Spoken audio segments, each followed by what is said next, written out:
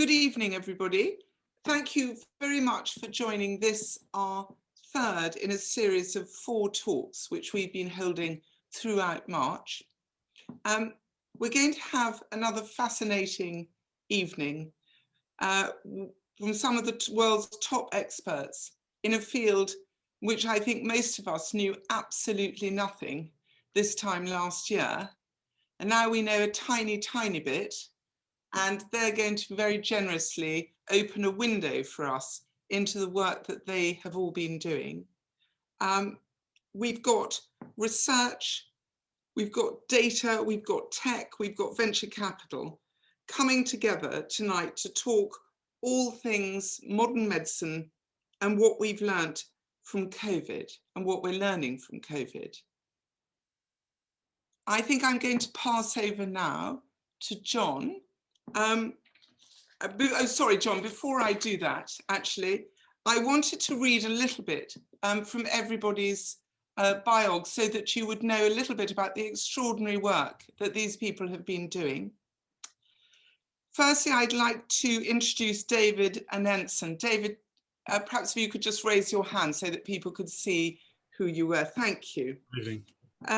David is based at the Wellcome Sanger Institute, which brings together expertise in data modeling, and he's also a senior group leader in genomic surveillance at the Big Data Institute at the University of Oxford. For endemic pathogens and outbreak scenarios, epidemiological data combined with genomics can inform control strategies and interventions on a local, national, and international scale.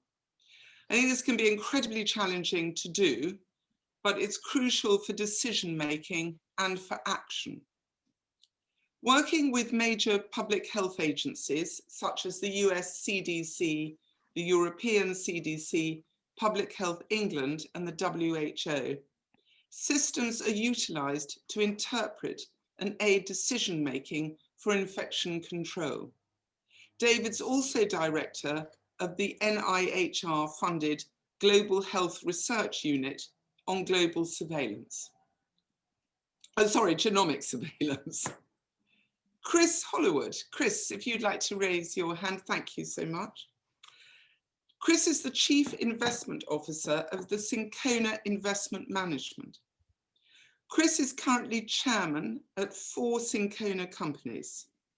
He's been instrumental in the foundation and development of Syncona's gene therapy strategy, where it has founded companies focused on the eye, the liver, and the central nervous system. Chris was also previously chairman of Nightstar, a retinal gene therapy company founded by Syncona and which was sold to Biogen in 2019.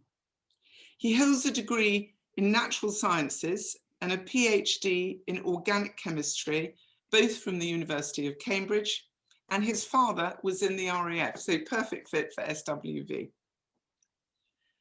Peter Horby is Professor of Emerging Infectious Diseases and Global Health. Peter has led clinical and epidemiological research on a wide range of emerging and epidemic infections for more than 15 years, including SARS, avian influenza, Ebola, Lassa fever, monkeypox, plague, and now COVID-19. He leads the patient-based research component of the UK Public Health Rapid Support Team, which is a specialist team ready to be deployed to tackle outbreaks anywhere in the world within 48 hours. He's Executive Director of the International Severe Acute Respiratory and Emerging Infectious Consortium, thankfully shortened to ISARIC, a consortium of 50 international, national, and local research networks whose research activities span 134 countries worldwide. He advises the WHO on epidemic preparedness. He is a member of SAGE and chairs the New and Emergency Respiratory Virus Threats Advisory Group. During COVID-19, he's worked since January the 2nd with colleagues in China and globally to provide clinical research evidence to guide care and control. ISARIC, of which Peter's the executive director, set up what is now the world's largest prospective observational COVID-19 study, with over 100,000 patient records from 42 countries. This represents the first successful attempt to harmonize international clinical observational data collection for a major epidemic. He's co-led the earliest, fastest, and largest randomized clinical trials of treatment for COVID-19. I'm sure we're going to hear more of that in a minute, which concluded that the 2 drugs widely recommended for treatment were actually ineffective, and 1 drug which was discouraged actually saved lives. Our chair for this evening is John McConnell. He's the founding editor of the Lancet Infectious Diseases. John gained a degree in clinical microbiology and parasitology from the University of East London before spending 6 years researching septic shock-related topics at the Royal Postgraduate Medical School at Hammersmith Hospital in London. He joined the Lancet in 1990, and he is a member of the organising committees for conferences on influenza in Singapore and Beijing and many, many others.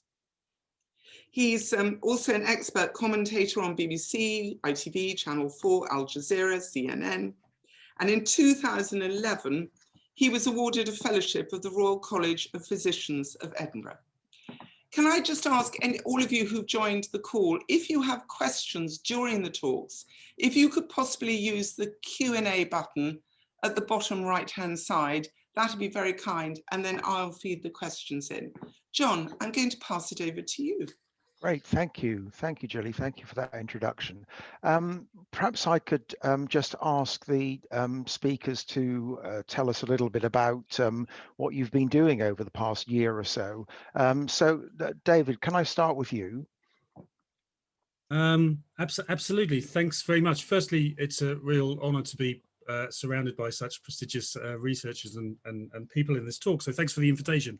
So I work mainly on the use of genome sequencing and how we can apply this to the surveillance and understanding and spread of infectious diseases. So I'm based at the Big Data Institute, as mentioned, and I have part of my team who are based at the Wellcome Sanger Institute.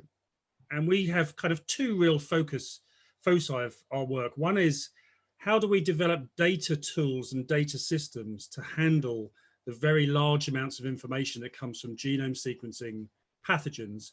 And how do we deliver that or insights from that information so that people can make decisions?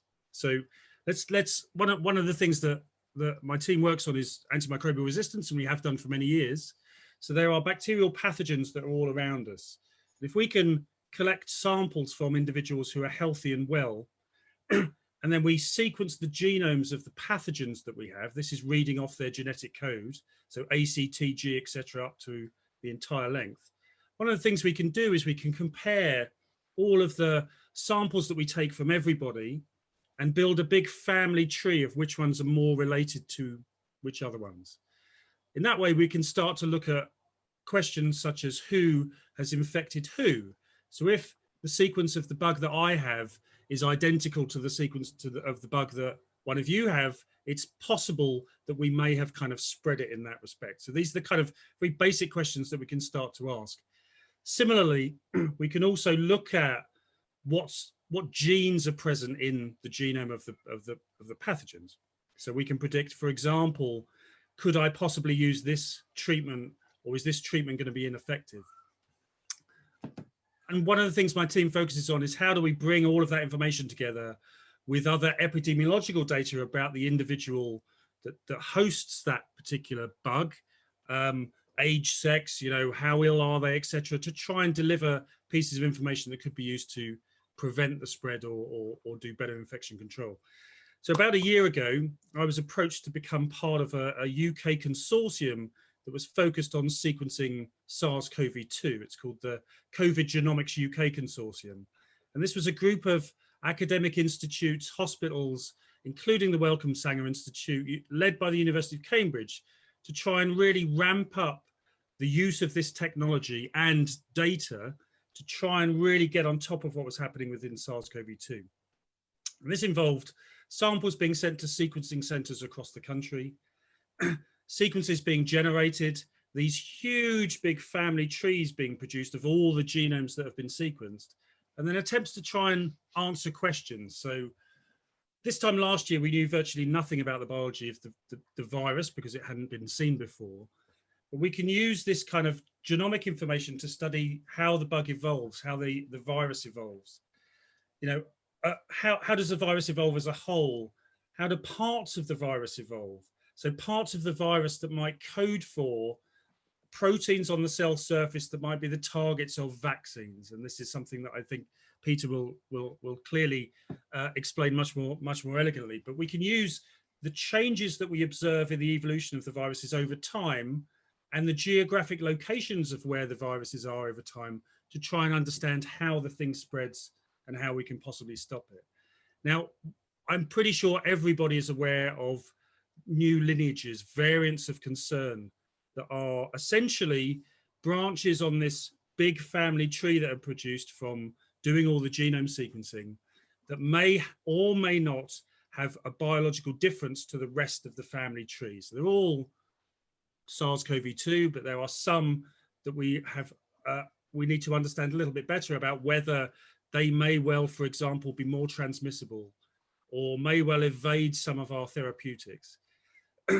So we've made a huge attempt and huge effort to try and operationalize this kind of ongoing surveillance so that we can really get on top of the evolution of SARS-CoV-2, of the virus, to be able to try and be better prepared to cope with when the virus changes. I'm going to leave it there. Thank you very much, David. Perhaps I could move on to you, Chris, to tell us what you've been up to recently. I feel it's like charlatan on this call, given the company that I'm keeping. But as a bit of background, so I'm a venture capitalist. So what we do is we look at breaking science to see whether it has merit to develop therapies for diseases that don't have proper treatments. And obviously, the break of COVID and the pandemic got us thinking as to whether there were new technologies that could be applied in the space. And actually, the government and the Wellcome Trust enlisted us to help them as they triage through the various opportunities they were seeing, because obviously there were thousands of things coming across their desk. And what we do for a job is we assess things very quickly and triage them down to those that we think have merit for further evaluation. So that's how we got involved with it. And, relative to what other people have been doing that has had really tangible benefit on the time, we sort of held the front funnel of that. Others then took things forward and really had the impact that we've seen. And I think we'll get onto it, quite remarkable impact in the UK relative to understanding this disease and ways to impact this disease. As part of the intro, it sort of asked for a few perspectives on it, which I think we'll touch on sort of later in the conversation. But I think a few from me. Firstly, how vulnerable we are. I think there is a perception that we haven't had a pandemic for 100 years, and therefore as a 100-year event. I'd be very interested in the panel's view on that, because there weren't 7 billion people on the planet in 2020 and they weren't all flying around the globe. So I wonder whether we are as safe as that. The second one, I think it is more remarkable on the positive side, which is, I think a year ago, we all worried whether there would be a vaccine. And we wind the clock forward today, we've got a lot of vaccines. We're struggling to produce them, but the fact that so many things work is quite remarkable and not what I think most people's assumptions would have been last year. And I think it just shows, the technologies we have available to ourselves today, And actually, when we can coordinate effort, what great resource we've got across government and the pharmaceutical industry to get these things done. And as an example of that, we have amongst those vaccines, something that is a way of making a vaccine that's never been done for a vaccine before. And all of that was produced and validated in less than a year. And I think that is something really to reflect on. And then the last one is slightly philosophical, which is, we've seen the cost of health, right up, we hear about deficits, and we have the BBC telling us about the infection rate and hospitalization rate, and the sad statistics around the death rate.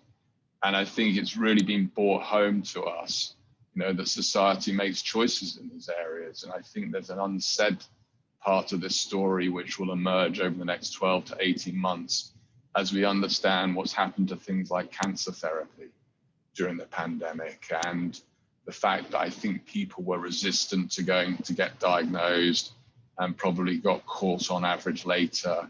And so I think there is a latent tragedy that we're about to find out about. And I make the point because I think we need to understand how choices on one side actually perturbate through the system on the other side. But I think that debate has been brought to the fore by the pandemic, and I think that's healthy, that it's not an esoteric debate now within the healthcare industry. It's actually a societal debate about what choices we want to make about our healthcare provision. Thanks very much, Chris. Peter, could I ask you to introduce your work, which has been very busy over the past year or so? Thanks, John. Yeah, that's the dangers of being an epidemic specialist. So I've been working, as we heard at the start, about 15 years in epidemic infections. Started off actually working on mad cow disease, and have been working ever since on epidemic infections. And what struck me over the years is that, as we heard,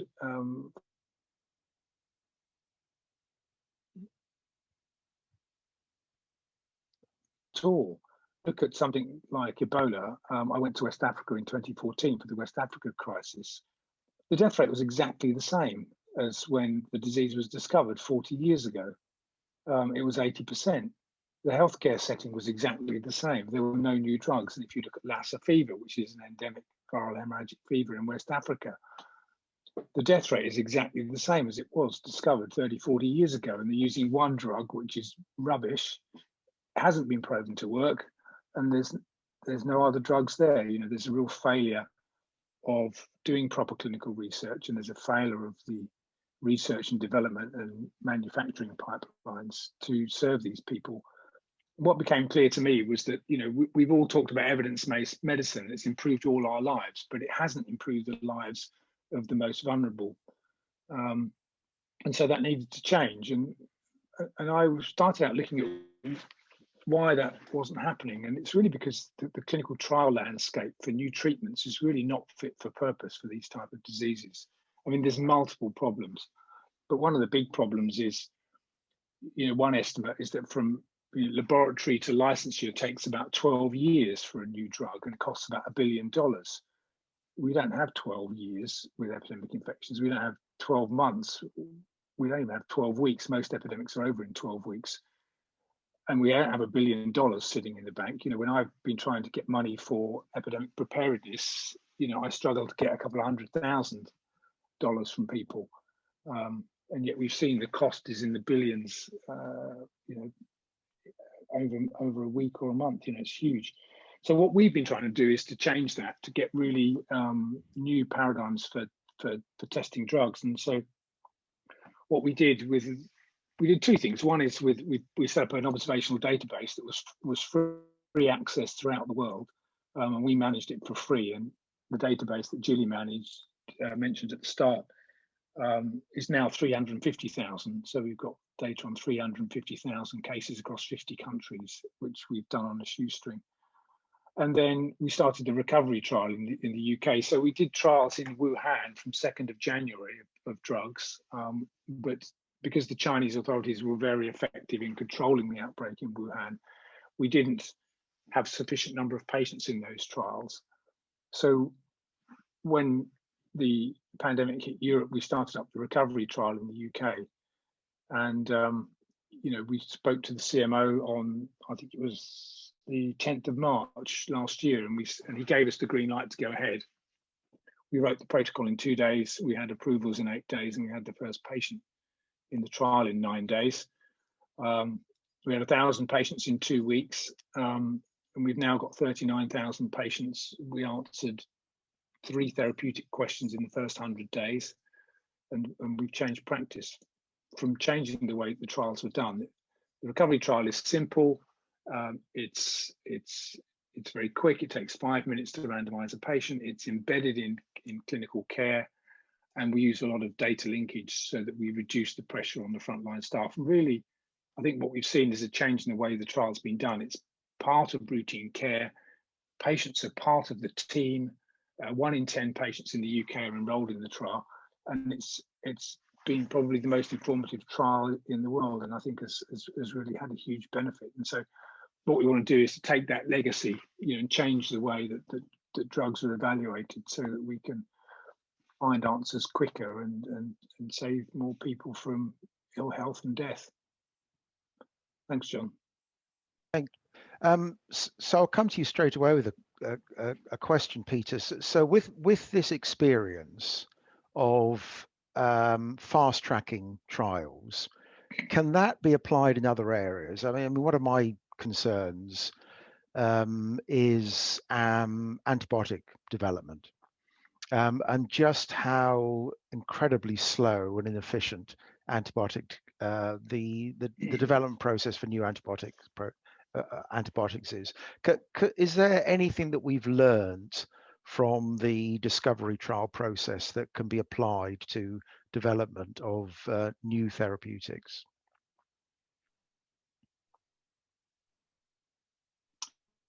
Be applied to the area of therapeutics. We put this for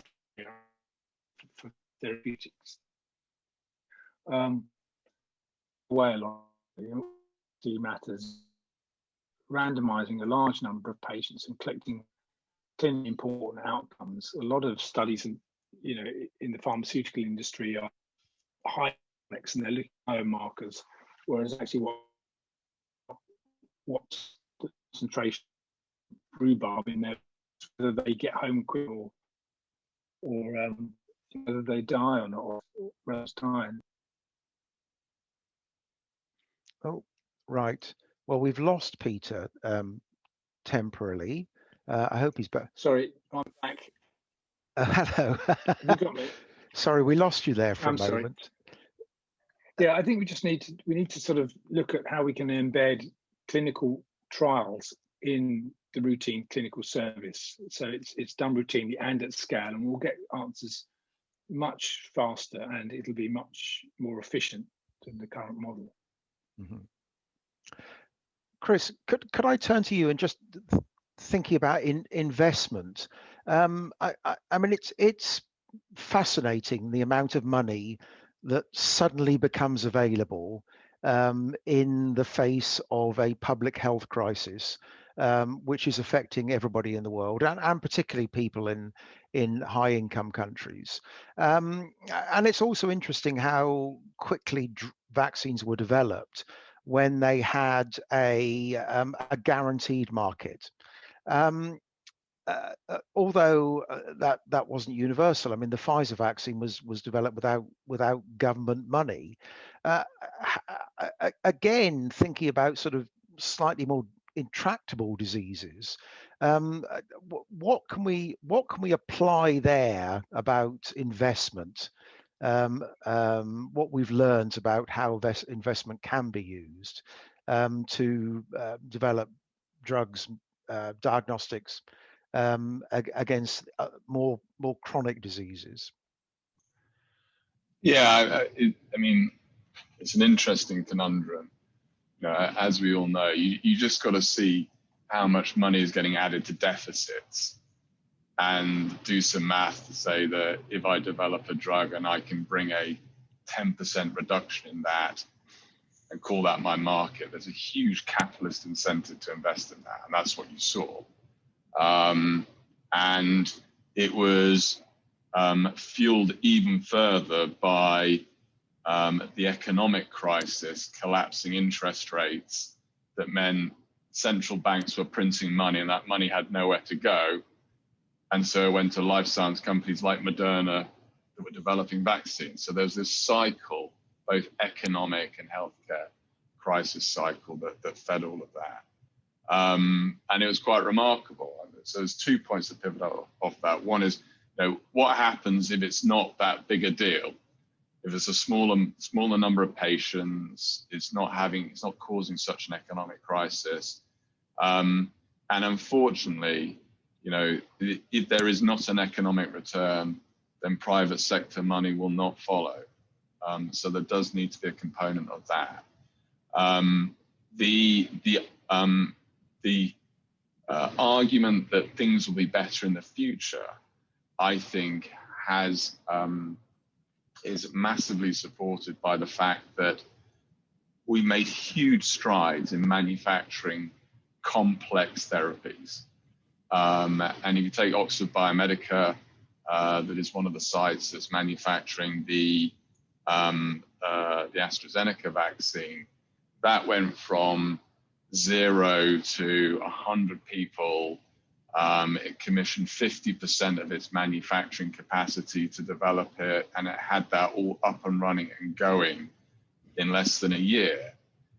That's capability, both people capability and infrastructure capability, that's now here in the UK, that can be applied to other diseases that require similar biological modalities. And one of the big hurdles to investment for new diseases is the fact it's so expensive to put that manufacturing and capability in place. And this pandemic has put it in place, and it's solved to one extent the COVID pandemic, but now the hurdle for investment for other things that may come along is much, much lower. And so I think that, not only is that capability there, but it's anchored in the UK, and it's in Oxford. And in Oxford, we've got a bunch of researchers that are world-class at thinking about different diseases and different approaches to them. So it's not just what it is, but it's where it is and the connectivity of it. So I'd expect, things to come through as a result of that. My slight lament is, and I'd be very interested in sort of David and Peter's and your view, John, as to how quickly you can vaccinate the world. And what worries me is we'll get through the UK, US, and Europe eventually, and then the urgency will go out of it. And I fear that. And I think, as an example, there is a technology out there that we've seen that is stable at 25 degrees. So we all go on how enabling it was for the AstraZeneca vaccine to be distributed through effectively a 5-degree cold chain. 25 degrees is hugely enabling. But it requires the investment that went into the Moderna vaccine last year to go into that now for 12 months. Will it get it? Because it's actually solving for parts of Africa, parts of Asia, et cetera, et cetera. So that will be interesting to see. Because if that was the solution last year to the first world, it would have got the money. Thank you, Chris. David, big data. How can that be applied to speed up clinical trials? I'm thinking. So, for example, one of the problems that trials often have is the endpoints. So what is your endpoint in a trial? Can big data be used to discover alternative endpoints?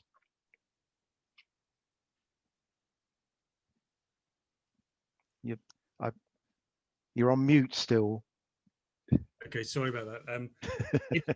That's a big question, using the phrase big data, because big data is a phrase that means very different things in different scenarios. I think to touch on the vaccine point, or the the rapid rollout, one of the things that has become very clear is that this is a virus that changes. I mean, we know this about all viruses, but until relatively recently, we were thinking of SARS-CoV-2 as being one thing, and now we're talking about the Kent lineage or B117 or the South African strain. There's some very concerning information this morning about the potential lack of efficacy of vaccines to specific strains. So I think we need to be adapting the therapeutics and having some kind of route to being able to evolve the treatments to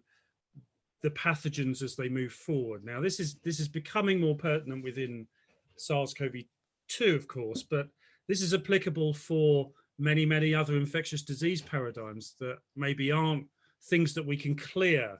So endemic pathogens such as antimicrobial resistant bacterial pathogens, which we're not going to eradicate because they are around most of the time, but targeting the parts of those populations that are more risky to public health. So those that are resistant to the treatments that we give, and then being able to adapt our approach there.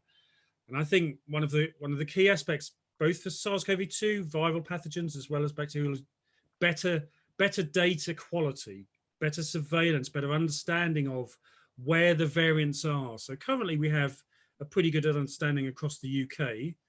The US is really ramping up at the moment to understand which variants are where, and this involves huge investment into genomic sequencing in lots of places. But if you look elsewhere in the world, which is where, as Chris mentioned, Chris's concern is that once we think about the UK and Europe and the North being vaccinated, the rest of the world is where we need to be focusing our attention, because we need to understand, is there going to be another variant that comes from somewhere else? So I think it's a real global issue that we need to address very rapidly. And I think there are technologies that can be deployed in this scenario that will leave a legacy that will better equip us to cope with existing paradigms that we were concerned about. And the speed we've been able to do things over the last year, both with respect to what the way that Peter's described the absolute, the rapidity of being able to do things, better surveillance and better data to be able to really get on top of things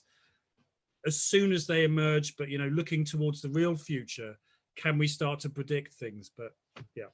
So do you see a future where there's a sort of how can I put it? There's a sweet sequencing version of the COVAX facility. So instead of just supplying countries which lack the finances to buy their own vaccines, you actually supply them with the genetic surveillance materials. So, I mean, we published a paper recently which showed just how patchy the sequencing capacity was in Africa.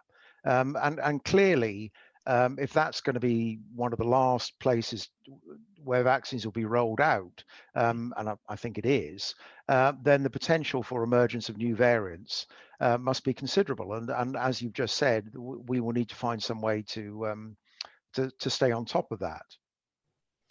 Yes, I would advocate very strongly for rolling out the technology to be able to monitor.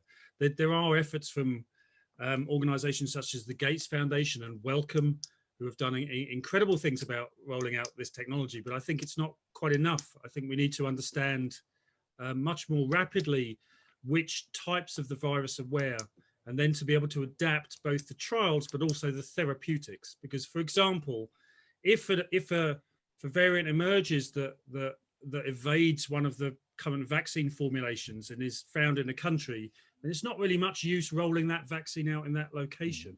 So it better prepares us to be able to deploy interventions as well. Okay. John, that's a question that I got from somebody. Actually, there's some coming in on my phone for some reason, which is, shouldn't all countries be sequencing to find variants? Or are they all being fed into David's big data? So I think the answer to that question is a resounding yes. I think there are there's a heightened awareness that this technology enables us to have information that can really help our responses. There are large efforts across the US at the moment to really ramp up sequencing from the US CDC, but also on a state-by-state level. Huge investments from the Biden administration into genomic sequencing for exactly that.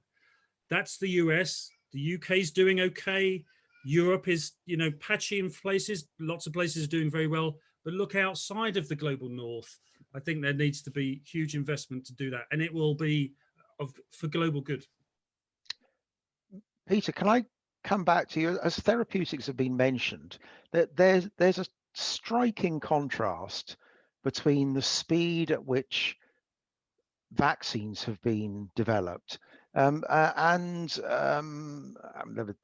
was quite a lot of experience with the adenoviral vectored ones, but the mRNA ones started from essentially a stage where they hadn't got beyond animal research. But so there's a striking contrast between just how quickly we've moved from discovery to the field with vaccines and the lack of new therapeutics. Everything that your trials and others have shown have worked so far have been repurposed drugs. Well, why do we not have new treatments? Well, first of all, I'll say it's kind of good that they're repurposed drugs because they're cheap, because all the new drugs are too expensive for most of the world. And it's because of platform technologies. So vaccines have moved towards these platform technologies where you have a sort of a backbone technology and you adapt it to a new emerging strain. And so that they have been developed in multiple areas. And I guess a lot of that thinking comes from flu, where you've got to update the vaccine frequently. And so that sort of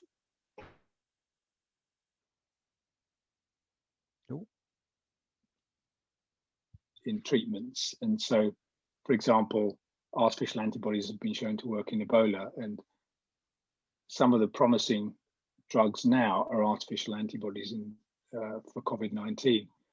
But we don't yet have those platform technologies for other types of antiviral drugs, and I think that's where we should be looking. And currently, the antiviral pipeline of drugs is pretty much empty. We now have got space in the recovery trial for new antivirals. We don't have any good antivirals to put into that platform, which just shows you that the R&D pipeline really hasn't worked for antivirals other than the monoclonal antibodies. So do you worry that, I'm just thinking, going back to HIV, from the discovery of HIV in what was it, 82, 83, until the first antivirals, which was about 95. I mean, that was 12 years. It's not going to take that long, is it? I hope not. I think investment is being made in antivirals, but a bit late. So a year or two before we start to see the stuff coming out of the sort of the early phase development, so that it can go into the clinic. There are products that we hear about, but none of them are yet ready for large scale clinical studies. But I'm hoping that maybe towards the end of this year or next year we'll have more products to come in. Right. And Chris, what about the commercial opportunity for therapeutics? Is that presumably industry is very interested in this? I think so, yeah, and I think it doesn't seem like it's something that's going to go away. We will get it under control at some level, but the world will look different, and so there is a place for antivirals, and so there is an impetus to invest in them. In answer to sort of answer your previous bit, because it sort of answers this, it's a different world to try and come up with a brand new therapeutic versus, sequence the virus, work out what the key antigens are, put that template into a vaccine backbone modality. That's a faster process than the virus works like this. This is its biology, therefore these are the key targets, therefore we can target it this way, we need to develop this drug. That just takes longer as a process preclinically. But I imagine it would come through. You know, you don't have to do much maths to work out there's going to be a significant number of patients that are going to be suffering from COVID for quite a number of years to come. Yeah. Yeah. John, I've got a question, I suppose, that goes slightly to this, which is, it sounds as though the COVID-19 work was conducted under an accelerated time frame. Can a lot of these lessons be applied to other areas of studies, medicines? Is it just money? Is it just money that makes the difference, or is there more to it than that? There's much more to it than that, if I can answer that. You know, we'll have done 10 definitive drug trials in a year for you know, less than 10 million pounds. You know, that it's not money. It's the will of the regulators, the ethics boards, etc., to do things quickly, and it's leadership from within health systems. You know, the reason that recovery was so successful really was that there was leadership from government who said, you know, we're not going to accept a marketplace for these trials, because we've seen that happen before and they fail. You end up with lots of small trials competing with each other.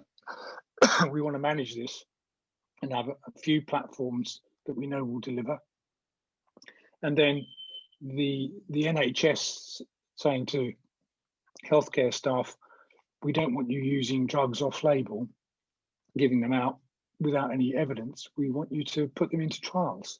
And so those two things together meant that you could have, you know, very effective treatments. And I think that excuse me, people will look at the successes, I think, in the vaccines and in the therapeutics, and will wonder, can we do this for any illness? And I think that's what people should be doing. There should be some legacy from that. Okay, so is there? I mean, I remember hearing probably about 9, 10 months ago, and a prominent American trialist saying, you know, while the UK have actually started clinical trials and recruited patients and are discovering answers, we're still sitting around in committee meetings. So what is it? I mean, what is it about the research environment in the UK that allowed you to get your trial off the ground so quickly? Well, I think it was. Well, I think in Oxford there were two things that came together. One was my experience of epidemics and knowing that we had to have a trial design that was very simple. The other one was cardiovascular mega trials.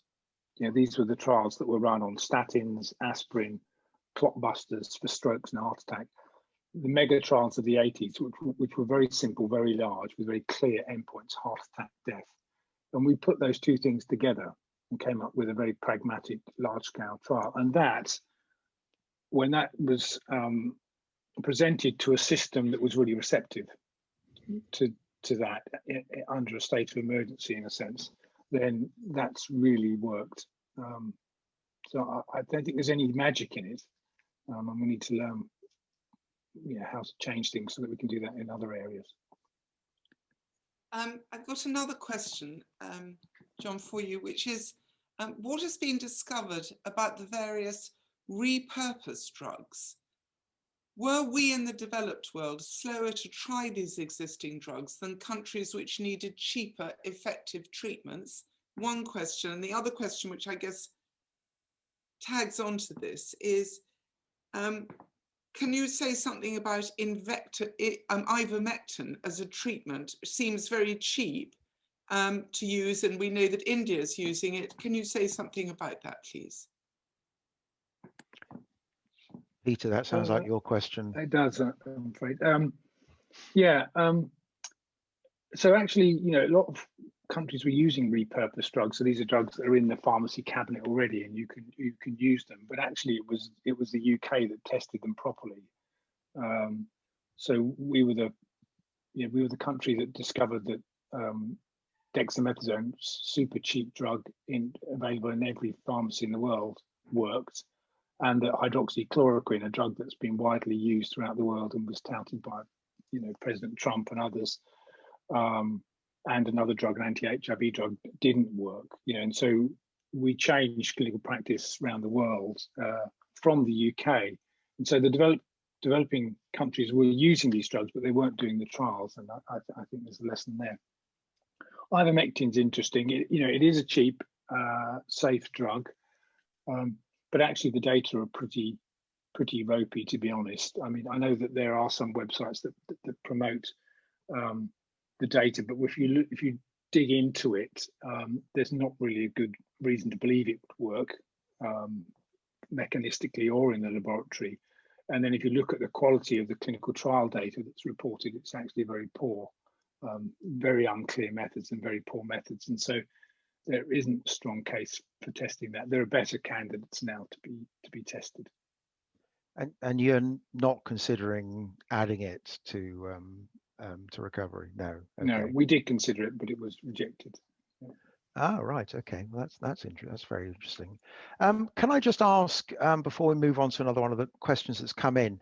I think a concern of mine or an interest of mine, which you can all pitch in on, is just how much science has become part of people's everyday lives.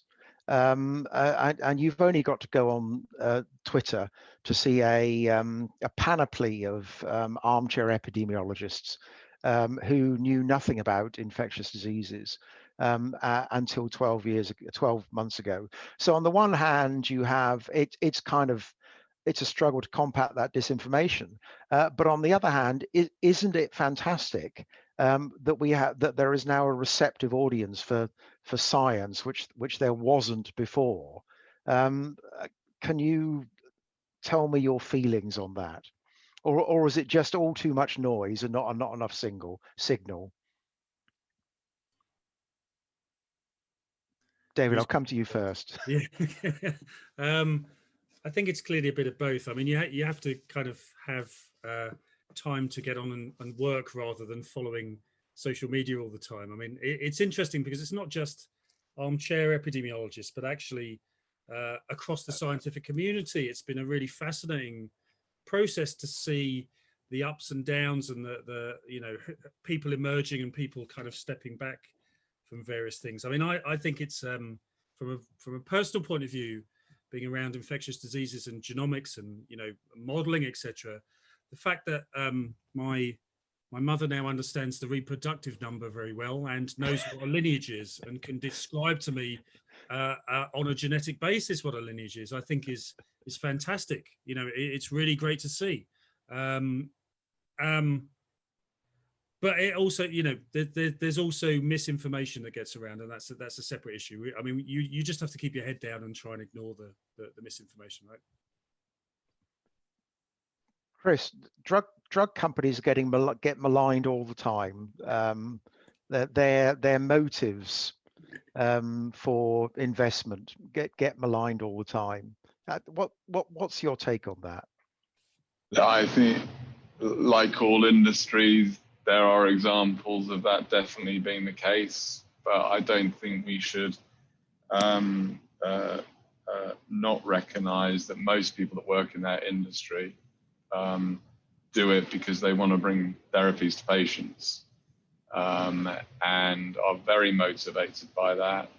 And I think, we've talked a lot about, and rightfully, sort of the infrastructure at Sang and the infrastructure at Oxford, but the pharmaceutical infrastructure and how that was brought to bear on the problem was also key in getting us to where we are today, which is a much better place than I think certainly I thought we would be. And on the investment side, look, you take the BioNTech or the Moderna vaccine, that is a brand new modality. And had there not been the investment to have that platform available, we wouldn't have those vaccines because you couldn't have then gone, let's use it for COVID. And so, I think it has its place. But yeah, clearly there's been bad practices with people overcharging for therapies that have incremental efficacy. But if you look at the investment here and what it's done to the world economy, or what it will hopefully do to the world economy as we roll forward, it has been a substantial investment for a substantial good. Yeah. And Peter, I've seen on Twitter some of the fury directed at you, particularly after you published your hydroxychloroquine results, and you were accused of giving patients toxic doses and not knowing what you were doing with your choice of dose, and of treating them too late anyway. And you're probably accused of not adding zinc and vitamin D as well, weren't you? I mean, how do you cope with that, and do you feel like responding, or is it just best to let it pass?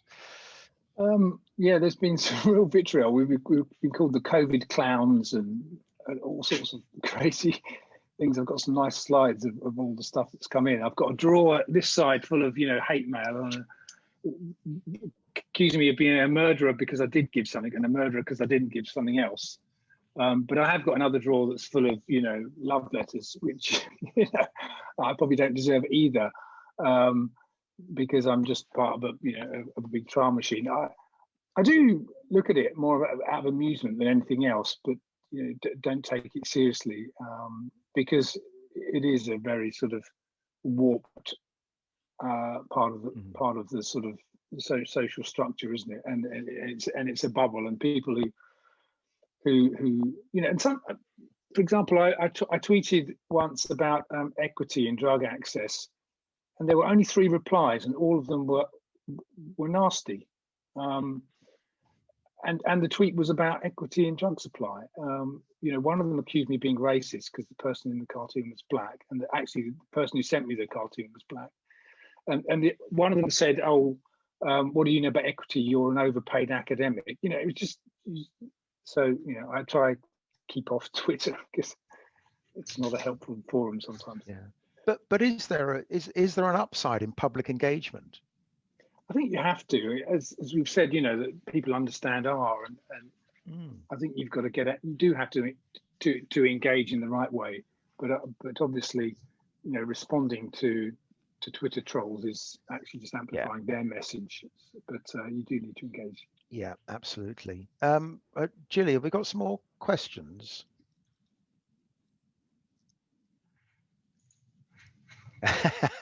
Sorry, that the ultimate error.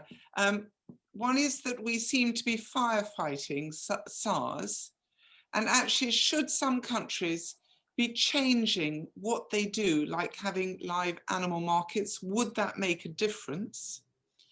This gentleman also asks if you could say something about why you think the UK death rate is so high.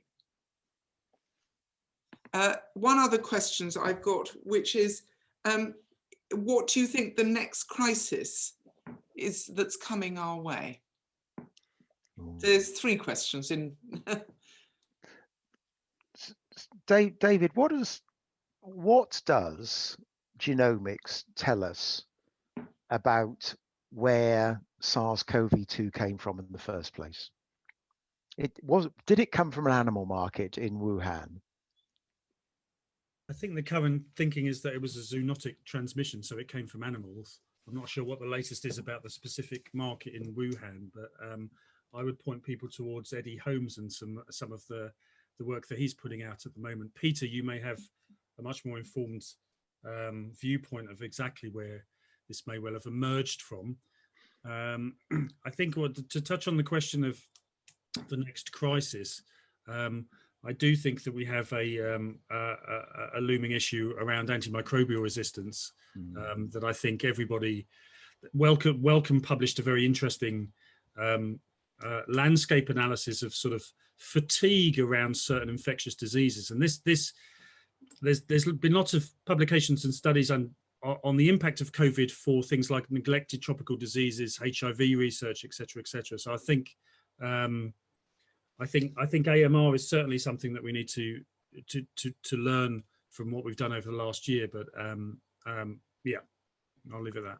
Yeah, I mean, there was that Lord O'Neill's report, wasn't there, predicting 10 million deaths from antibiotic resistance by the middle of this century, and that would make COVID look like a bit of a pale shadow by comparison. Actually, John, that touches on something very interesting, because there's been a lot of controversy about those numbers, the O'Neill report, and I think it really focuses on our need for good quality data, and this is something that's really cropped up over the course of the last year, is that as well as ramping certain aspects of development of new therapeutics, there was at the beginning of the pandemic a real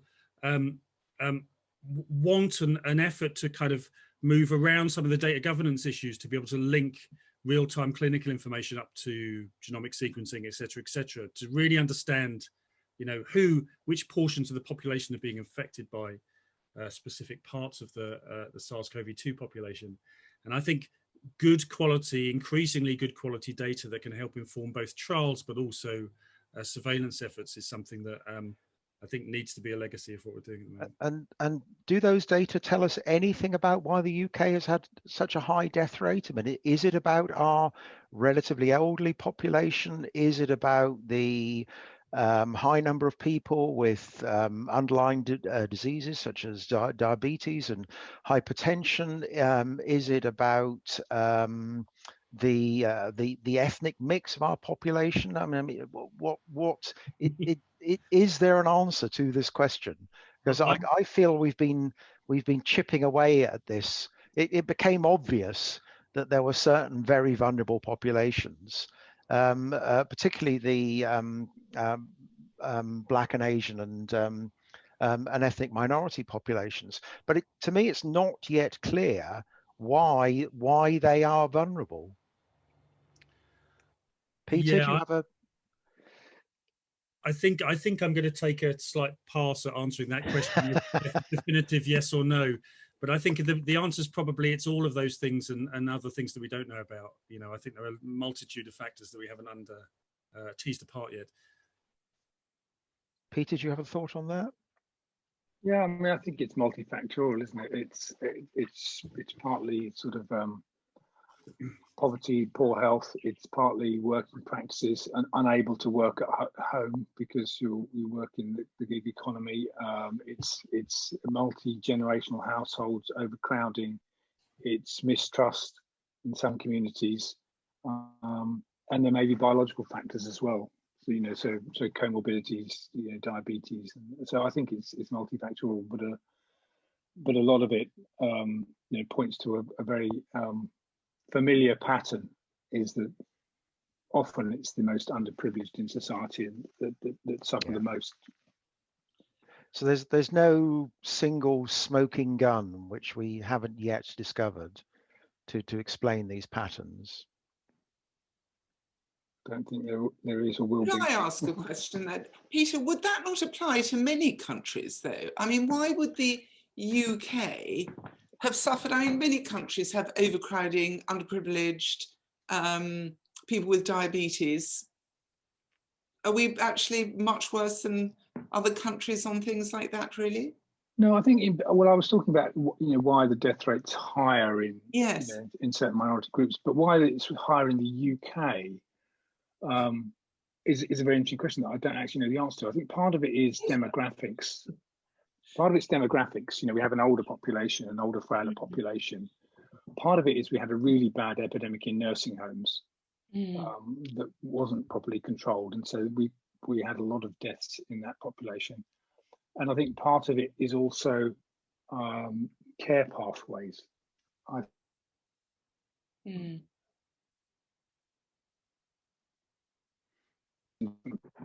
For admitting to hospital. So I think all those things together, you know, make the UK figure, you know, is higher than many other countries. I think we've got time, John, have we, for one more? Actually, there are two questions here. Is there any evidence that blood group influences vulnerability to the virus, is one. And the other question is, should there be by now an agreed protocol of treatment which should start before hospitalisation. I don't know if we've got time for both of those. Quickly. Peter, do you want to? I mean, there are treatment protocols, aren't there? Of course, but I'm not a clinician, so I don't know when the decision process, what the trigger is for intervention. Yeah, I mean, I think the problem is we don't have good treatments at the moment. You know, there will be treatment protocols. There are treatment protocols for patients in hospital, but we haven't got, you know, good drugs yet for keeping people out of hospital, which is very important. You know, it's better to stay at home than get into hospital. And so I think we've just got to keep doing the research, keep doing the trials, so that we find those drugs, and then there will be treatment protocols for patients. Well, not patients, for people before they become patients. Can I ask a last question? Julie, what was sorry, it was about blood groups. Does a blood group have an influence on vulnerability? Oh yeah, I think it's still unclear. There was some evidence that it might be, but other studies have not backed that up. So I think it remains moot, but it's not an area of my expertise. Can I ask one last question of all the speakers? Have you had your vaccines yet, Chris?